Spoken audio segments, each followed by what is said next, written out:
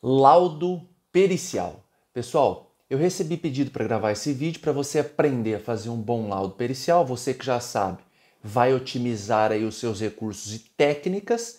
E você que tem como objetivo trabalhar no ramo de perícia, no importante e distinto ramo de perícia, você já começa antes de iniciar com a ciência de produzir um bom laudo. Então nós falamos no outro vídeo que você pode continuar exercendo a medicina, sua especialidade, e também destinar parte do seu tempo a produzir laudos periciais. Você vai fazer uma pós-graduação ou um curso de especialização, vai até aos fóruns estaduais e federais, vai se apresentar para os juízes e vai falar: olha, eu estou disponível para fazer perícia na especialidade de ABCD ou qualquer perícia. Não é o formato que eu considero ideal. Eu acho que você tem que se especializar em determinada área, por exemplo, perícia em psiquiatria feito por um ortopedista sempre trará aí uma necessidade de estudo mais proeminente, para não dizer que você pode inclusive ser questionado em âmbito de uma possível impugnação, tá? Porém, o que se vê da prática é que o médico, por exemplo, um vascular, faz aí perícia de qualquer especialidade, tá? Essa é uma questão para a gente. Eu acho que eu já trabalhei isso no canal, senão eu posso trabalhar, né, as especialidades em si. Mas qual que é a pauta central de uma atividade de perito? O laudo. O que vai dar ensejo a esse laudo? Então você vai ter algumas frentes, né, alguns pontos a serem avaliados. O primeiro deles, por exemplo, é um menor? É um menor que foi vítima ali de erro médico? De um suposto, de um alegado erro médico? Porque a gente tem que trabalhar nessa hipótese, né? A gente sabe que há aí determinado oportunismo no processo de erro médico e, sendo assim, precisamos trabalhar sempre no campo da hipótese, da suposição de um erro médico. Então você já vai começar a averiguar desde agora se houve de fato um erro médico.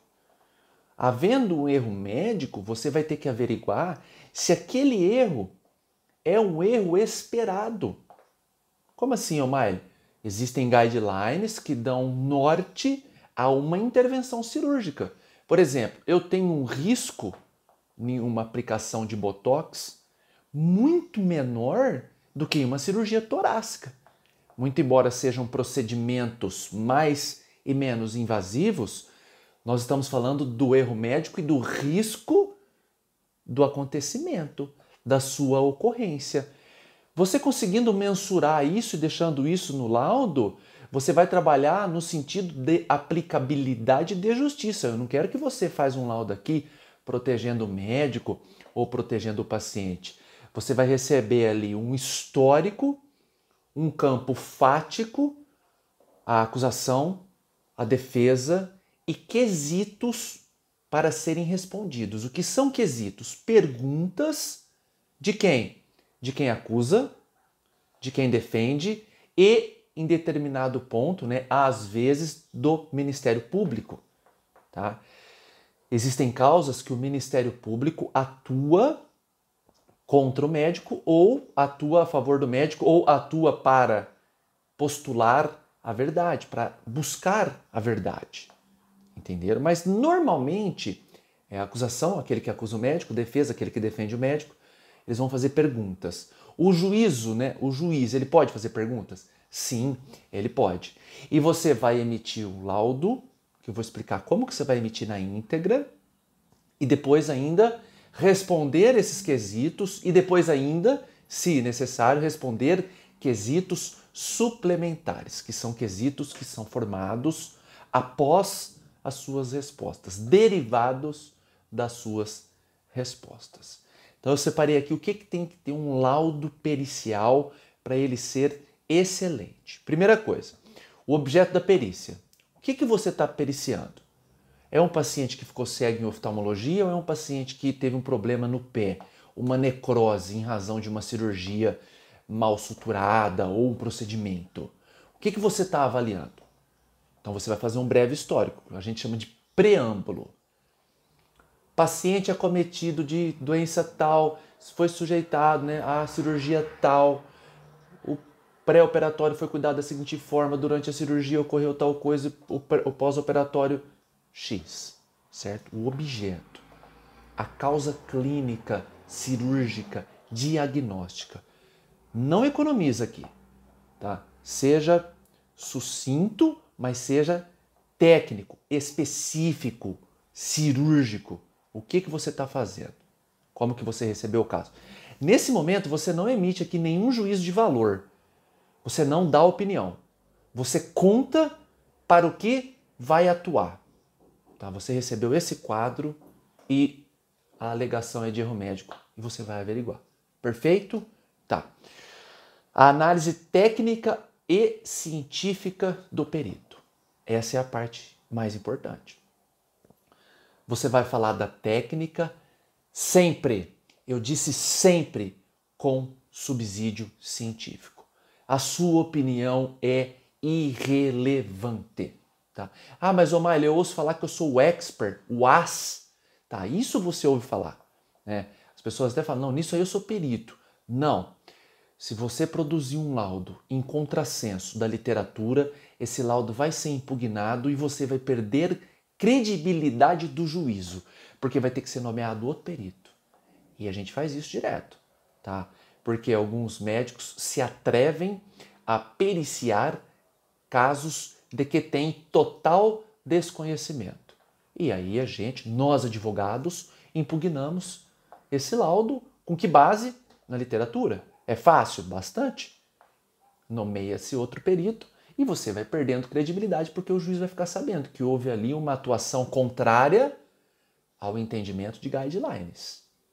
Dica de ouro aqui, você não vai aprender essa dica em nenhuma pós, certo? Depois, a indicação do método utilizado, esclarecendo e demonstrando ser predominantemente aceito pelos especialistas da área do conhecimento da qual se originou. De novo, guidelines, certo? Então você está desenvolvendo um laudo capitulado de acordo com o que eu estou falando. Falei, ó, exposição do objeto, capítulo 1, análise técnica e científica. E agora o método utilizado lá. Vou dar um exemplo para vocês prático. Uma cirurgia de dedo em gatilho, aquele dedo que fecha assim, ou aqui o de cima, ou qualquer um deles. Supondo que seja esse e que a melhor incisão cirúrgica seja aqui e o caso em baila, o caso em análise tenha ocorrido via incisão aqui. Então, a literatura, de forma uníssona ou majoritária, indica que a incisão é de outra forma e não o que nós estamos falando aqui. Então, você já vai falar aqui de método utilizado. Com que? Com base na literatura e no fato. E no fato em análise. Perfeito? Vai anotando. Resposta conclusiva a todos os quesitos apresentados pelo juiz e pelas partes e pelo órgão do Ministério Público, conforme eu falei agora há pouco. Então você vai responder, por exemplo, a incisão cirúrgica que ocasionou o óbito do fulano foi correta? Esse é um quesito. O procedimento diagnóstico de ultrassonografia é o correto para diagnosticar o quadro de displasia de quadril? Esse é outro quesito, supondo aí que seja no campo do erro de diagnóstico, de imagem. Uma série de perguntas, não tem limitação de perguntas. Eu, como acusador ou defesa, eu posso fazer 70, 200 ou 2 quesitos. Você tem que responder. E, por favor, o que a gente vê na prática, que é uma prática nefasta, porém recorrente? Quesito prejudicado. Quando você responde prejudicado é porque você não quer responder ou não sabe. Não faça isso. Você até pode falar, ó, essa resposta está inclusa, né? Está emoldurada pela resposta do quesito número 11, 7. Mas não escreve prejudicado. É chato. Entendeu? Por quê? Porque você vai dar causa aí a desconfianças da sua conduta. Então, esse é o formato de um laudo pericial. Então, o laudo do perito deve apresentar sua fundamentação em linguagem simples, tá? E com coerência lógica, indicando como alcançou as suas conclusões. Pessoal, nada mais aqui, eu estou lendo, né, parte do artigo 473 do Código de Processo Civil. Se você ir até ele e dar uma lida, você vai perceber ali, se você andar com esse artigo impresso na tua carteira ou copiado no teu celular, na hora de você fazer o laudo, você dificilmente vai errar, certo? Isso é um laudo pericial feito de forma ok, de forma top, de forma excelente. Você não vai ter nenhum problema com isso e vai ser nomeado sempre pela qualidade que aplica nos casos. E dou uma dica ainda. Trabalhe com imagens. É interessante, você entra aí nos guidelines ou você entra no próprio site de busca de imagem cirúrgica, né, de procedimento. Você fala, ó, o paciente está assim, é esperado, olha aqui como que o guideline entende. Ou não, é um absurdo o que tem acontecido. Você não vai falar isso. Você vai falar que a técnica foi contrária ao entendimento da literatura. Você não vai usar palavras que deem ensejo a uma condenação ou absolvição. Nunca, tá? Eu leciono na pós-imperícia aqui já faz alguns anos, a gente tem uma aula de 4 horas só de laudo. Quis trabalhar aqui com vocês de forma bem reduzida e sintética e deixando aí vocês entenderem para exercer aí um ofício tão importante para o Poder Judiciário, notadamente nos casos de erro médico. Beleza? Vamos em frente e deem aí dicas para os próximos vídeos.